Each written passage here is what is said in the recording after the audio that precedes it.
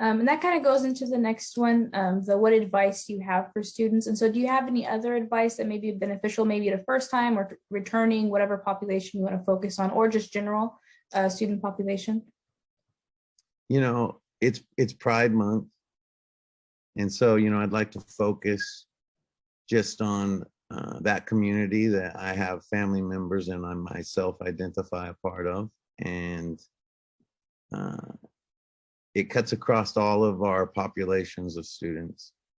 And it can be as much of an isolating place to be as it can be a community builder if we let it.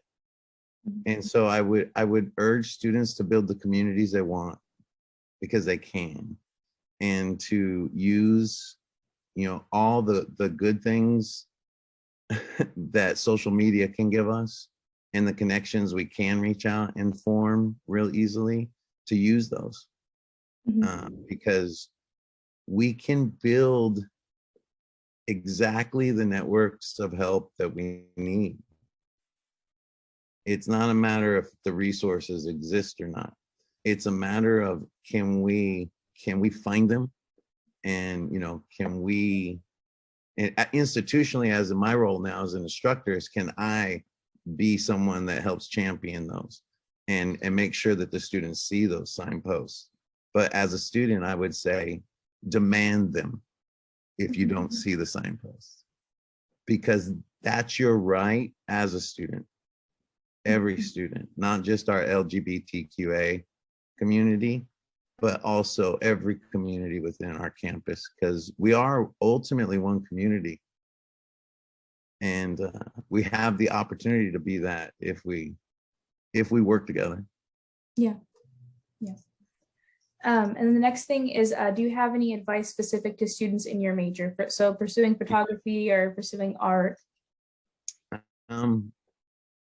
One of the biggest changes I've witnessed in my time teaching has been how opportunity to build things has changed as individuals. So when I was coming out of school, if I wanted to pursue a professional career in photography, I would probably work under somebody. I would probably work for a magazine, or I would work for a newspaper, or I you know, freelancing wasn't as much of an option unless you're going to do weddings and portraits and things like that.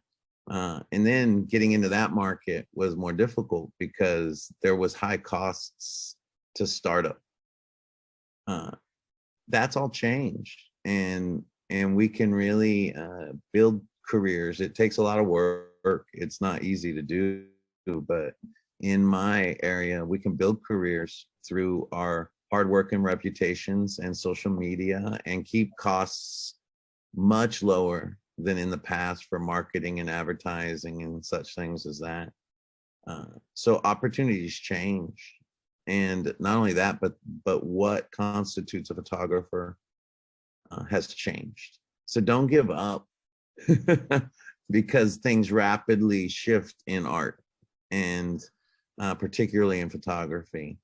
And what you are passionate about doing in the arts can actually be created now. There are means. You don't have to just take an almost prefab pathway. You can build your own. Okay, so last thing so today we're kicking off our Camera Day photo submissions through Instagram. So do you have any photography advice? Yeah. Do you have any photography advice for students submitting photos? Photography, yeah. You know, if you're doing landscapes, think of just point of view. You know, you go through your world always at the height you are, pretty much. That's how you see things. And when you have the opportunity to stand in front of a landscape that you want to actually capture because it's moved you so much already, right? Take the opportunity to spend some time with it and look at it from different points of view. Walk around it, look at different areas, and take multiple pictures. And then choose which one captures that feeling that originally got you to want to take the picture.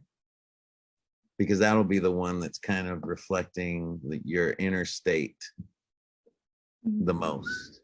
If you're taking pictures of people, get close to them.